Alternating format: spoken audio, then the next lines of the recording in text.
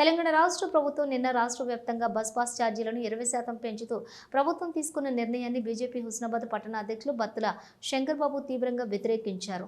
పేద మధ్యతరగతి ప్రజలు, విద్యార్థులు మాత్రమే నిరంతరం లక్షలాది మంది బస్సు ప్రయాణం చేస్తూ ఉంటారని, కానీ ప్రభుత్వం ఈ రకంగా పేద మధ్యతరగతి ప్రజలు నడ్డి విరిచేందుకు బస్ పాస్ ఛార్జీలను పెంచడం సిగ్గుచేటని మండిపడ్డారు.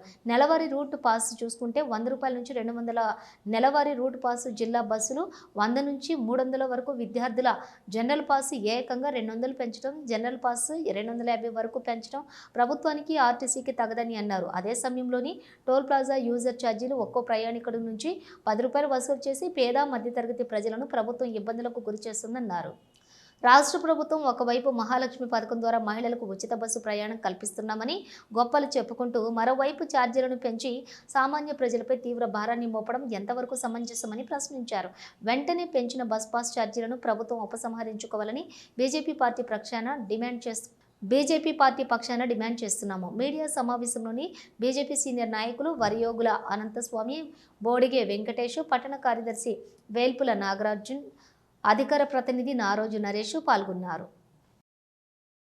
తెలంగాణ రాష్ట్ర ప్రభుత్వం పేద మధ్యతరగతి ప్రయాణికుల నడ్డి విరిచే విధంగా రాష్ట్ర వ్యాప్తంగా బస్ పాస్ రూట్ ఛార్జీలను పెంచడాన్ని భారతీయ జనతా పార్టీ హుస్నాబాద్ పట్టణ శాఖ తరఫున తీవ్రంగా వ్యతిరేకిస్తూ ఉన్నాం.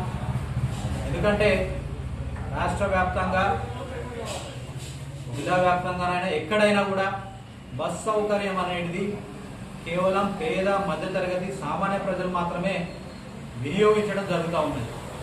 ఎవరైతే ఒక ప్రాంతం నుంచి వెళ్ళి ఇంకో ప్రాంతానికి వెళ్ళి వాళ్ళ బిజినెస్లు కానీ, వాళ్ళ ఏదైతే ఉద్యోగాలు కానీ, ప్రైవేట్ ఉద్యోగాలు కానీ, వాళ్ళ వ్యాపారాలు కొనసాగించుకోవడానికి కానీ ఒక ప్రాంతం నుంచి ఇంకో ప్రాంతానికి వెళ్తారు.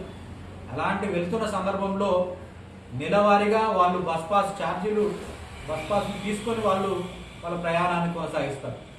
కానీ రాష్ట్ర ప్రభుత్వం మరి ఈ రకంగా పెద్ద ఎత్తున